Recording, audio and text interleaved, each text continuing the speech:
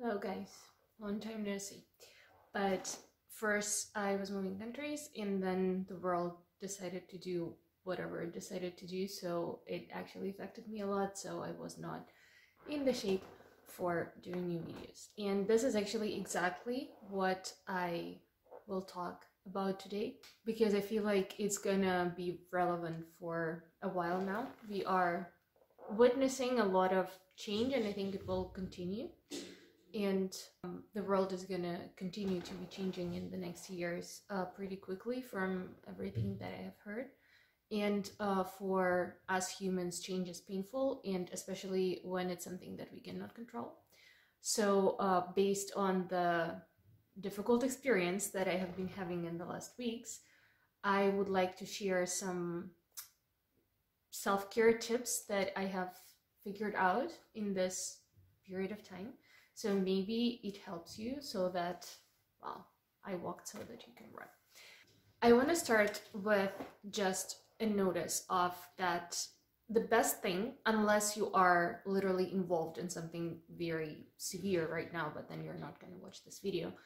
This video is targeted more towards like the people who are just generally preoccupied for what is going on in the world. I would say the best thing you can do is take care of your own well-being, because no one is going to do it for you. And as the main responsibility of your life is to take care of yourself, even in difficult times, even if the times are very uncertain, it still continues to be your number one job. So take care of your well-being, eat well, try to sleep well.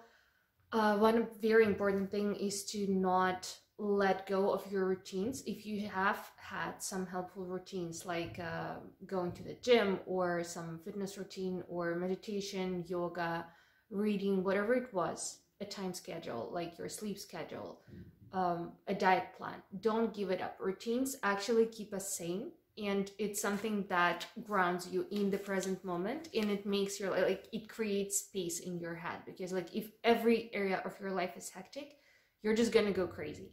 But if at least you have a routine that you don't have to think about a lot, it eases up everything, and it actually makes it so much easier to kind of stay grounded and sane in difficult times. The next couple of tips are going to be about the information. This is something that I have struggled with the most. I tend to consume information all of the time. I like to learn. I'm taking classes all the time. I'm learning new things all the time. So when I started trying to inform myself on what's going on, I just was met with a huge amount of completely contradictory things that were shouted very emotionally from various sources, and it almost killed me like on the inside, because I just lost my faith in humanity for a while.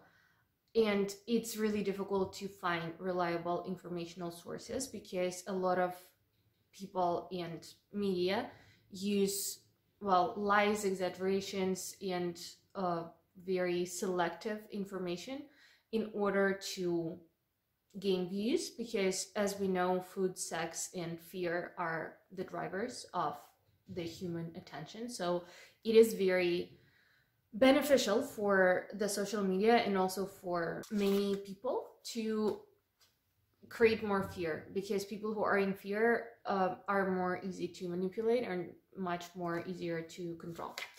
Not getting into conspiracy theories here, but just check your sources, and also very importantly, try to limit the intake of information. Like, don't do the doom scrolling. People started doing that a lot during Corona times. It doesn't, like, it's like looking in the fridge every 5 minutes. Like, you're not gonna find, like, you will always find something new there, but you're not gonna find anything valuable in there if you just scroll all of the time. So I recommend not doing that. And for example, set yourself, I don't know, half an hour or an hour a day that you're gonna be checking the news or whatever you're gonna do, and then devote the rest of your life to doing your everyday life things. As I said in the beginning, your biggest responsibility right now and at any point in life is taking care of yourself, and flooding your brain with very emotionally charged information is not gonna do anyone any good. What I found really helps me as well is looking at things from like a more global perspective. So for example, when the whole pandemic thing started, we were all on lockdown. it was something that, of course, like has never happened to any of us before. And that was something that I also struggled with, like searching for news and trying to think of things and just trying to understand and make sense of everything. And then I realized that if you look at history, or if you look at things from a more global perspective, then maybe it makes it less personal and less traumatic for you. So I would recommend doing that. For me, it helps to looking at history, looking at some analytics from kind of a less emotional point of view, but more kind of like global processes point of view, maybe even astrology if you're into that, because, well, I mean, why not? And like financial analysis of the last 500 years or something. Literally anything that helps you put things into perspective, because when something is happening directly to you or around you or in your lifetime, it seems very huge. But even with pandemics, for example, like the world has seen a lot of pandemics. The world has seen a lot of uncertainty, conflict, a lot of many different things, and people as a whole have usually survived that. And if we are gonna maintain ourselves kind of calm and collected, there is a much higher chance that that will be the case and that it will pass quicker, because, you know. One other thing which also helps is to just separate the things into the things that you can control and the things that you cannot control, and focus on the things that you can control in the moment, like doing your job, like taking care of yourself, keeping your house clean, taking care of your kids, your pets, whatever. And yeah, the things that you cannot control, I know that it's difficult not to worry about them, but you worrying about them in the end is not going to change the outcome of what is going on, because literally you cannot control them. And by worrying about it, you're only going to make your life worse. So there is no point in doing that in the end. Also, I think one of the important things to say is that the amount of negative emotions right now is the highest that I have probably seen, at least since 2020, but probably even more. And I think that in general, like adding to it is not the way to go. I think the more people will realize that we are part of the problem, the people that are getting like all worked up and defensive and angry and everything, like it's understandable, it's perfectly valid, and this is very human to feel this way, but it is not helping anyone. Like people are as polarized as they have ever been. I myself spiraled into like arguing with my parents, which I was not even planning to do on the matter, and it's like, it is difficult, but it's also our responsibility to at least maintain the peace inside ourselves and in our closest environments, because how are we expecting the world to be a harmonious and peaceful place if we cannot even keep the peace in our families and close circles, you know?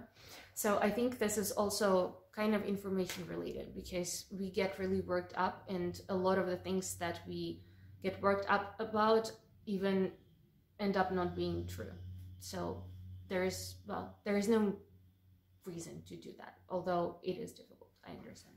And the last section that I found super helpful personally is community related. So I am a very individualistic person, and I always had this chance of like, I don't need anyone, I can do everything on myself.